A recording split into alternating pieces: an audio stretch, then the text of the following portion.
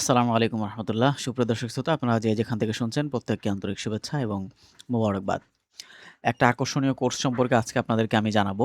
একটু ভিডিওটা মনোযোগ সহকারে দেখলে আমার মনে হয় যে ৬ মাস মেয়াদী এই কোর্সটা একটা সার্টিফিকেটই না, এবং এই কোর্সটা করার পরে আপনার লাইফও চেঞ্জ হতে পারে ইনশাআল্লাহ। তো আমি ১ম এ আপনাদেরকে বলে দেই যে এই কোর্সটাতে আপনি আসলে কি শিখবেন?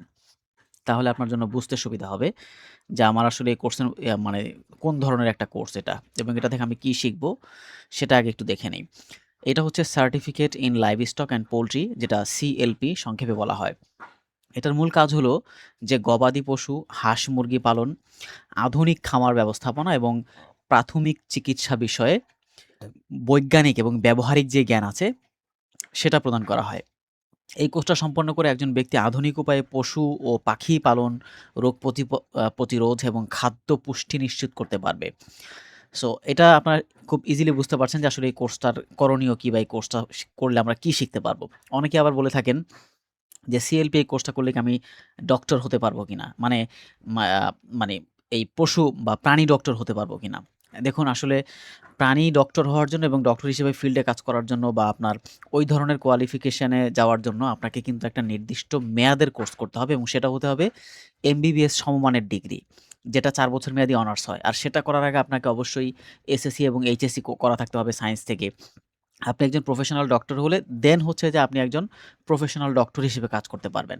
আপনি এটা কোর্সটা করলে নিজে কিভাবে একটা আত্মকর্মসংস্থান করা যায়, আ আ মানে আপনার পশু-পাখির কিভাবে রোগ নির্ণয় করা যায় এবং সেগুলোর কিভাবে চিকিৎসা দেওয়া উচিত, একটা খামার ব্যবস্থাপনায় কিভাবে কাজ করা উচিত, এই বিষয়গুলো আপনি শিখতে পারবেন। এটা কোনো মানে ডাক্তার হওয়ার কোনো কোর্স না, বাট পশু-পাখি বা প্রাণী লালন-পালন করার ক্ষেত্রে যে সমস্ত বিষয়গুলো, প্রাথমিক বিষয়গুলো জানা দরকার, এবং গবাদি পশু সম্পর্কে যে সমস্ত বিষয়গুলো জানা থাকলে আপনি একটা খামার পরিচালনা করতে পারবেন, খামার ব্যবস্থাপনা করতে পারবেন। এই বিষয়ে আসলে মূলত এই কোর্সটা করানো হয়, এবং এই কোর্সটা কিন্তু জুলাই থেকে ডিসেম্বর যেই আপনার ২৬২ টার্মে কিন্তু তারা ভর্তির বিজ্ঞপ্তি দিয়েছে, এবং এটা যুব প্রশিক্ষণ কেন্দ্র সাভার, ঢাকা, ময়মনসিংহ এবং বগুড়া, যশোর, সোনাডাঙ্গা, খুলনা, চুয়াডাঙ্গা, এই যেই এখানে যে যুব প্রশিক্ষণ কেন্দ্রগুলো আছে এইখানে আপনারা এগুলোর আবেদন করতে পারবেন।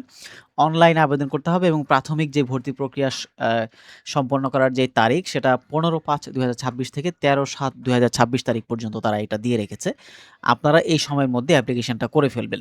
খুব সিম্পল একটা জিনিস, ৩০০x৩০০ মেগাপিক্সেলের একটা জেপিজি ফরম্যাটের আপনার যে ছবি এবং একটা সিগনেচার রাখতে হবে ৩০০x১০০ জেপিজি ফরম্যাটে।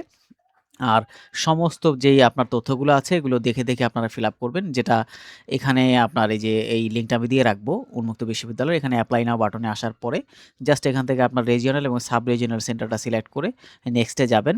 নেক্সটে যাওয়ার পর এখানে আপনার ভোটার আইডি কার্ড অথবা আপনার কোনো সার্টিফিকেট থাকলে সেটা দেখে আপনি এখানে ফিল আপ করবেন। যে মিনিমাম এখানে ভর্তি হওয়ার যে যোগ্যতাটা সেটা হচ্ছে এসএসসি বা সমমান। সুতরাং অবশ্যই আপনাকে এখানে এসএসসি সমমানের সার্টিফিকেটটা দিতে হবে। আরেকটা বিষয় হলো যে এখানে মানে ৳১০০ কিন্তু আপনার এই ভর্তির আবেদন ফি। আপনার এই ৳১০০ আবেদন সহ সর্বমোট ৳৩,৭৪০ লাগবে। আপনার আনুষঙ্গিক হয়তো আরো কিছু এক্সট্রা চার্জ, আপনার এই যে অনলাইন যে চার্জটা দিতে হয়, এই চার্জটা হয়তো আপনার এখানে এড করতে হতে পারে। ভর্তি সংক্রান্ত বিষয় এবং পরামর্শের জন্য বা অভিযোগের জন্য আপনারা এখানে ২ টা নাম্বার দেখতে পাচ্ছেন। সোমবার থেকে শুক্রবার সকাল ৮:৩০ থেকে বিকাল ৩:৩০ পর্যন্ত আপনারা এখানে কল করে তথ্য জানতে পারবেন। আর আপনাদের আবেদনের যে প্রসেসিংটা সেটা তো আপনাদেরকে বলেই দিয়েছি।